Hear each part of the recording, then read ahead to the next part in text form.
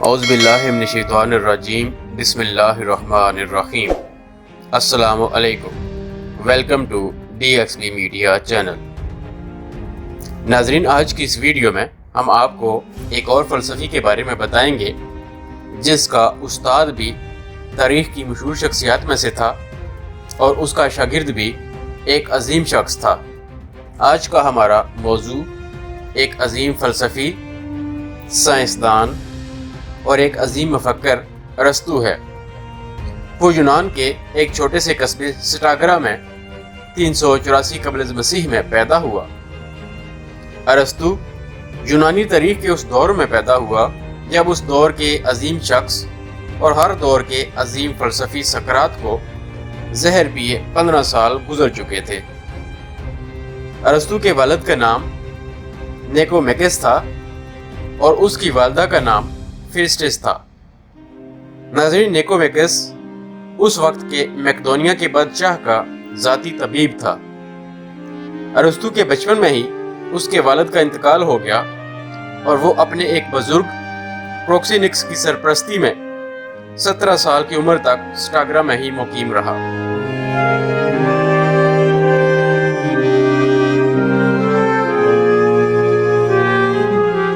چونکہ ارسطو کا باپ ایک طبیب تھا اور طب کی فضا میں وہ پروان چڑھا تھا، اس لیے وہ حیاتیات اور سائنس کی طرف راغب ہوا اور اس نے طب اور جراحی کا کام اپنے باپ سے سیکھا تھا۔ اور پھر 17 سال کی عمر میں اس کے سرپرست نے اسے اعلیٰ تعلیم کے لیے ایتھنز بھیج دیا، جہاں اس وقت افلاطون کی اکیڈمی کا بہت چرچا تھا۔ ارسطو 368 قبل مسیح میں افلاطون کی اکیڈمی میں داخل ہوا اور اس وقت افلاطون کی عمر 61 سال تھی۔ ارسطو ایک ذہین طالب علم تھا۔ وہ رات دیر تک چراغ کی روشنی میں مطالعہ کرنے والا طالب علم تھا۔ اس نے تھوڑی ہی عرصہ میں فلسفہ پر عبور حاصل کر لیا اور اس نے بہت سا سرمایہ خرچ کر کے بے شمار کلمی نسخے اپنے پاس جمع کیے اور اپنے گھر کو کتب خانہ میں تبدیل کر کے کتابوں کی ترتیب کی بنیاد رکھی۔ اس کے پاس کتابوں کا بہت بڑا ذخیرہ تھا اور اسی بنا پر افلاطون اس کے گھر کو دار القاری کہا کرتا تھا۔ وہ افلاطون کی زندگی میں ہی علم فلسفہ میں غیر معمولی مہارت کے باعث پورے یونان میں مشہور ہو چکا تھا اور افلاطون اسے عاقل کے نام سے پکارتا تھا۔ ناظرین، ارسطو کی افلاطون کے ساتھ 20 سالہ رفاقت نے ارسطو کے فلسفہ پر گہرا اثر ڈالا۔ فاسٹر کے مطابق ارسطو سب سے زیادہ افلاطونیت کا پیروکار تھا، اور جس قدر ارسطو افلاطون سے متاثر ہوا تھا، اس طرح کوئی بھی دوسرا عظیم فلسفی کسی دوسرے کے خیالات سے متاثر نہیں ہو سکا۔ ناظرین، ارسطو کی فکری حدود بہت وسیع تھی، جس میں بیشتر علوم اور بہت سے فنون کا احاطہ کیا گیا تھا، جس میں حیاتیات، نباتات، کیمسٹری، اخلاقیات، تاریخ، منطق، بیان بازی، فلسفہ دماغ، فلسفہ سائنس، طبیعت، سیاسی نظریہ اور نفسیات شامل ہیں۔ اور اس نے ایک ایسا مکمل نظام ترتیب دیا جس کو صدیوں سے نظم و ضبط کا مجموعہ سمجھا جاتا تھا۔ ناظرین، فلسفہ سیاسیات میں ارسطو کا مقام اور حیثیت امتیازی ہے۔ اسے تاریخ میں بابائے سیاسیات کے نام سے بھی پکارا جاتا ہے۔ اس نے علم سیاسیات کو ایک الگ علم کی حیثیت دی۔ وہ پہلا سیاسی مفکر ہے جس نے تاریخ میں پہلی بار سیاسیات اور اخلاقیات کے درمیان تمیز پیدا کی۔ ناظرین، ارسطو نے یہ اصول وضع کیا کہ طرز حکومت کا دار و مدار بہت حد تک زر اور تقسیم زر پر مبنی ہے۔ وہ کہتا ہے کہ انقلاب کا بنیادی سبب اس مشترکہ دوڑ کا نتیجہ ہے جو کثیر دولت والوں اور غربت کے ستائے ہوئے لوگوں کے درمیان ہوتی ہے۔ ارسطو کے نزدیک معاشی وجوہات ہی سیاسی تبدیلیوں کا باعث بنتی ہیں اور بالآخر انقلابات رونما ہوتے ہیں۔ اس لیے ریاست کے لیے ضروری ہے کہ وہ کسی فرد یا گروہ کو دولت اکٹھا کرنے کا موقع نہ دے۔ ارسطو کے سیاسی فلسفے کی اہمیت اس بات سے لگائی جا سکتی ہے کہ آج تک دنیا میں ایسا کوئی سیاسی نظام یا نظریہ موجود نہیں جس میں ارسطو کے سیاسی فلسفہ کا ذکر کسی نہ کسی شکل میں موجود نہ ہو۔ ناظرین، مورخ لکھتے ہیں کہ سقراط نے بنی نوع انسان کو فلسفہ دیا اور ارسطو نے یہ فلسفہ سائنس کو دے دیا۔ ارسطو کے نزدیک مملکت کے قیام کا اصل مقصد اچھی زندگی گزارنا ہے۔ وہ کہتا ہے کہ انسان ایک سیاسی اور سماجی کیڑا ہے، فطری طور پر تنہا نہیں رہ سکتا، اسے معاشرے اور ریاست کی مدد کی ضرورت ہوتی ہے۔ ریاست کا وجود ایک قدرتی وجود ہے جو معاشرے کی انفرادی اور اجتماعی ضروریات کو پورا کرتی ہے۔ مملکت دراصل ان لوگوں کا مجموعہ ہے جو ایک دوسرے کے بغیر زندگی نہیں گزار سکتے، جیسے کہ حاکم اور محکوم۔ حکومت ایک فطری حصول ہے۔ حاکم غور و فکر اور حکم دینے کی اہلیت رکھتا ہے اور محکوم میں جسمانی محنت اور مشقت کرنے کی صلاحیت موجود ہوتی ہے، اور یہ اتحاد ایک فطری تقاضا ہے۔ اسی فطری تقاضے کے باعث مرد اور عورت کا وجود قائم ہوتا ہے، جس سے خاندان بنتے ہیں، اور چند خاندان ایک گاؤں بناتے ہیں، اور پھر چند گاؤں متحد ہو کر سیاسی تنظیم کی شکل اختیار کر لیتے ہیں، جن کی بنیادی ضرورتیں ریاست کے وجود کا باعث بنتی ہیں۔ ریاست بہت سی آبادیوں کا مجموعہ ہوتا ہے۔ اس میں رہ کر انسان کی تمام تر مادی، حیاتیاتی اور اخلاقی ضروریات کی تکمیل ہوتی ہے۔ ارسطو کے نزدیک ریاست بہت سی تنظیموں کے اجتماع کا نام ہے، اور ریاست کی بہت سی تنظیمیں لوگوں کی فلاح و بہبود، ان کی ضروریات اور ان کی ذہنی اور جسمانی نشو و نما کے لیے مناسب ذرائع اور وسائل مہیا کرتی ہیں۔ ارسطو ریاست کی حکومتوں کو 6 اقسام میں تقسیم کرتا ہے۔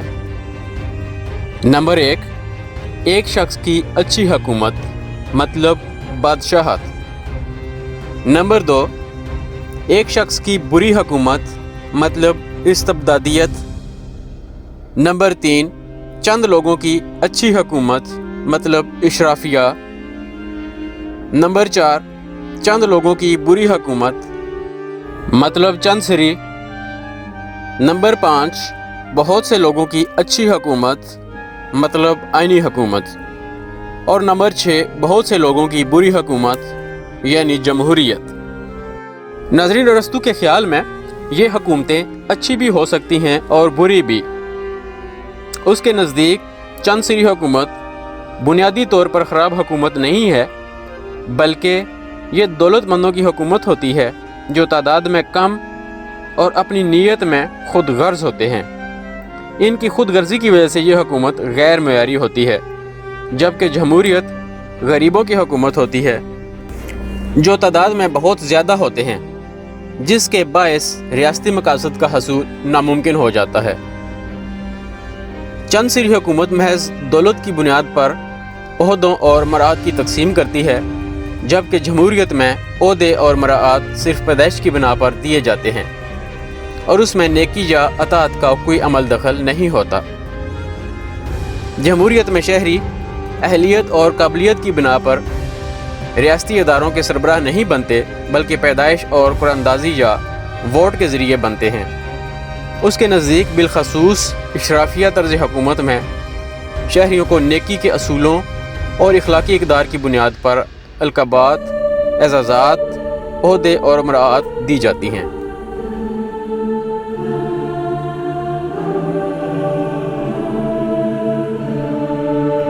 ناظرین، ارسطو قانون کی حکمرانی تسلیم کرتے ہوئے کہتا ہے کہ جو قانون کی بالادستی پر یقین رکھتے ہیں وہ اصل میں عقل و دانش کی حاکمیت پر یقین رکھتے ہیں، اور جو لوگ انسانی راج پر یقین رکھتے ہیں وہ حکمرانی میں وحشت کا عنصر بھی شامل کر دیتے ہیں، اور نفس سب سے بڑا وحشی درندہ ہے۔ نفس کی وجہ سے پیدا ہونے والے جذبات انسانی ذہن کو بھٹکا دیتے ہیں، خواہ انسان صفات کے لحاظ سے اشرف ہی کیوں نہ ہو۔ ناظرین، ارسطو ایک عظیم حقیقت پسند، تجزیہ پسند اور منطقی ہے جو سیاست کو صرف مثالی ریاست تک محدود نہیں رکھتا، بلکہ اس کے دائرۂ کار کو وسیع کر کے ان ریاستوں کا مطالعہ کرنا ضروری قرار دیتا ہے جو حقیقی وجود رکھتی ہیں۔ ناظرین، ارسطو وہ واحد شخصیت ہے جس نے نہ صرف ایک مستقل سائنس کو تخلیق کیا، بلکہ اس کی جزیات اور تفصیلات پیش کر کے اس کو پایۂ تکمیل تک پہنچایا۔ ارسطو کے نزدیک نظریات کا دار و مدار استدلال یا سائنسی ثبوت پر ہے۔ اس کا ذہنی رجحان افلاطون سے مختلف رہا۔ ان دونوں کے نقطۂ نظر اور انداز فکر میں واضح فرق موجود ہے۔ افلاطون علم کو تصوف، روحانیت اور مابعد طبیعت سمجھتا ہے، جبکہ ارسطو نئے نئے تجربات اور نئی نئی معلومات کے ذریعے علم کو فروغ دیتا ہے۔ افلاطون نے انسانی ضمیر کو جگایا، جبکہ ارسطو نے انسانی دماغ کو بیدار کیا۔ ارسطو نے اپنی تصانیف میں یونانی روحانی خیالات کو اکٹھا کیا، جبکہ ارسطو نے یونانی علوم کو مرتب کرنے کے علاوہ علم کے موضوع متعین کیے اور آئندہ نسلوں کو ترقی کا راستہ دکھایا۔ ناظرین، ارسطو وہ پہلا سائنسدان ہے جس نے علم حیاتیات کی بنیاد رکھی۔ اس نے طبی سائنس اور حیاتیات پر بہت کچھ لکھا۔ اس نے ہزاروں پودوں اور جانوروں کی گروہ بندی کی اور ان کی جنس اور دیگر نوع کا تعین کیا۔ بے شمار جانوروں پر سرجری کے تجربات کر کے حیرت انگیز نتائج اخذ کیے۔ ارسطو کو بابا نفسیات بھی کہا جاتا ہے۔ اس نے انسانی دماغ اور جسم کی نشو و نما پر توجہ دی۔ ارسطو وہ پہلا فلسفی ہے جس نے انسانی دماغ کی دو صورتیں بتائی۔ نمبر 1 کسی چیز کو دیکھنا اور نمبر 2 اس پر سوچنا۔ اسی بنا پر اس نے والدین کو تلقین کی کہ وہ بچے کے سامنے ایسے فعل و عمل کریں جو اخلاقی نقطۂ نظر سے درست ہو۔ ارسطو کے اس اصول کو آج بھی دنیا اتنی ہی اہمیت دیتی ہے جتنی کہ اس زمانے میں اس کی اہمیت تھی۔ اپنی تصنیف اخلاقیات میں ارسطو نے ان مثالی اصولوں کا ذکر کیا جن کو اپنا کر انسان اپنی زندگی فطری اصولوں کے مطابق بسر کر سکتا ہے۔ اس کے نزدیک فطرت انسانی زندگی پر محیط ہے اور فطری اصول انسانی زندگی کا احاطہ کیے ہوئے ہیں۔ انسان کے لیے لازم ہے کہ وہ نسب العین کے حصول کے لیے ان فطری اصولوں اور قوانین پر عمل درآمد کرے تاکہ غیر اخلاقی اور بے مقصد زندگی سے بچ سکے۔ یہی فطری اصول اور قوانین مضبوط معاشرے کے لیے ضروری ہیں اور انہی کے ذریعے ریاستی مقاصد کی تکمیل ہوتی ہے۔ انسان چونکہ اپنی فطری خود غرضی کی وجہ سے مثالی اشیاء کے حصول کے لیے محنت کرتا ہے، اس لیے اس کا فطری اور اخلاقی اصولوں پر کاربند رہنا فطرت کا تقاضا ہے، اور فطرت کی تکمیل ہی دراصل اخلاقی زندگی کی معراج ہے۔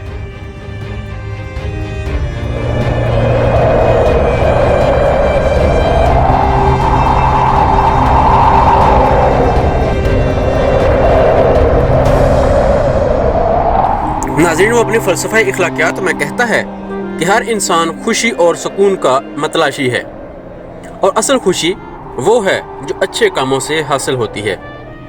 وہ کہتا ہے کہ انسان کو حقیقی خوشی عقلی استدلال کے ذریعے ہی حاصل ہو سکتی ہے۔ انسان کے اندر موجود سفلی اور حریصانہ جذبات پر عقلی استدلال اور مجاہدے سے قابو پایا جا سکتا ہے، اور نیکی کا مطلب سفلی اور حریصانہ جذبات پر عقلی استدلال کے ذریعے غلبہ پانا ہے۔ ناظرین، وہ کہتا ہے کہ انصاف کی دو قسمیں ہیں، نمبر 1 ڈسٹریبیوٹیو اور نمبر 2 کریکٹیو۔ ڈسٹریبیوٹیو انصاف اچھے اور باصلاحیت افراد کو ان کے کارناموں یا کارکردگی کے مطابق درجات یا مراتب عطا کرتا ہے، جبکہ کریکٹیو انصاف مجرموں کی اصلاح کے لیے ان کے جرائم کے مطابق سزا دیتا ہے۔ ناظرین، ارسطو ریاست کے اندر انقلاب کے اسباب بیان کرتے ہوئے کہتا ہے کہ انقلاب کی پہلی وجہ عدم مساوات کا احساس ہے، دوسری بڑی وجہ معاشی ناہمواری اور ملکیت کی غیر منصفانہ تقسیم ہے۔ وہ کہتا ہے کہ اگر معاشرے میں امیر اور غریب کا فرق بہت زیادہ نمایاں ہو جائے تو حالات خراب ہو جاتے ہیں۔ انقلاب کی تیسری بڑی وجہ سیاسی جانبداری ہے۔ اب کوئی حکمران طبقہ بدعنوانیوں میں ملوث ہو کر ظلم و زیادتی کے قوانین بنائے اور عوام کی فلاح و بہبود کا خیال نہ رکھے تو عوام حکومت کے خلاف اٹھ کھڑے ہوتے ہیں۔ اور وہ کہتا ہے کہ انقلاب کی چوتھی بڑی وجہ متوسط طبقے کا نہ ہونا ہے۔ ارسطو کے مطابق اپر اور لوور کلاس طبقات میں سہولیات کے لحاظ سے تصادم پیدا ہوتا ہے، جو معاشرے میں عدم استحکام پیدا کرتا ہے۔ اس لیے معاشرے میں درمیانی یعنی متوسط طبقے کا ہونا لازمی ہے، کیونکہ متوسط طبقہ ہی معاشرے کو متوازن رکھتا ہے۔ اور انقلاب کی پانچویں بڑی وجہ انتہا پسندانہ نظریات ہیں۔ ناظرین، آگے وہ ان اسباب کی روک تھام کے لیے ٹھوس تجاویز پیش کرتا ہے۔ وہ کہتا ہے کہ ریاست میں صحیح طور پر مساوات کا تصور ہونا چاہیے۔ مساوات کا طریقہ درست اور دیر پا ہے، لہٰذا مساوات کو عملاً نافذ ہونا چاہیے، جس سے سیاسی عدم استحکام رک جاتا ہے۔ دوسری تجویز وہ یہ پیش کرتا ہے کہ ذاتی ملکیت اس شرط کے ساتھ ہونی چاہیے کہ اس سے زیادہ لوگ فائدہ حاصل کر سکیں۔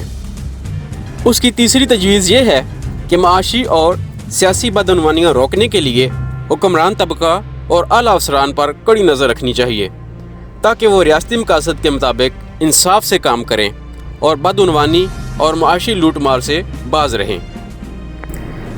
ارسطو کہتا ہے کہ تعلیم ہی وہ واحد ذریعہ ہے جس سے انصاف کی تکمیل اور فرائض کی صحیح طور پر بجا آوری ممکن ہے۔ اس کے نزدیک جائیداد گھریلو زندگی کے وجود، مناسب کارکردگی اور شخصیت کی نشو و نما کے لیے ضروری ہے۔ یہ انسان کو خود سے محبت کرنا سکھاتی ہے اور اس کے اندر معاشرتی ذمہ داری کا احساس پیدا کرتی ہے۔ جائیداد رکھنے والا ریاست سے مخلص ہوگا، ریاست کے معاملات میں گرم جوشی سے حصہ لے گا اور ٹیکس ادا کرے گا، اور وہ اپنی جائیداد کے بہتر انتظام میں دلچسپی لے گا۔ ناظرین، ارسطو کے نزدیک جائیداد کی دو قسمیں ہیں، منقولہ اور غیر منقولہ۔ وہ کہتا ہے کہ جائیداد ذاتی بھی ہوتی ہے اور عوامی بھی۔ ذاتی جائیداد کا تحفظ ریاست کی ذمہ داری ہے، ورنہ دوسرے لوگ اس پر قبضہ کر لیں گے۔ ناظرین، ارسطو ایک ایسا فلسفی تھا جس نے دنیا کے تمام علوم پر بحث کی اور تحقیق کر کے ان کو نئے انداز میں دنیا کے سامنے پیش کیا۔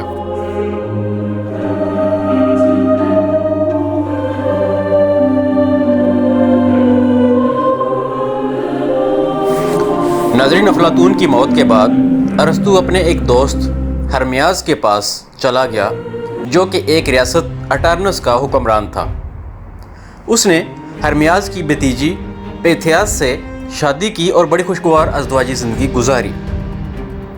ارسطو نے آخری دور میں دوسری شادی بھی کی، جس سے اس کا ایک بیٹا پیدا ہوا، جس کا نام اس کے دادا کے نام پر نیکومکس رکھا گیا۔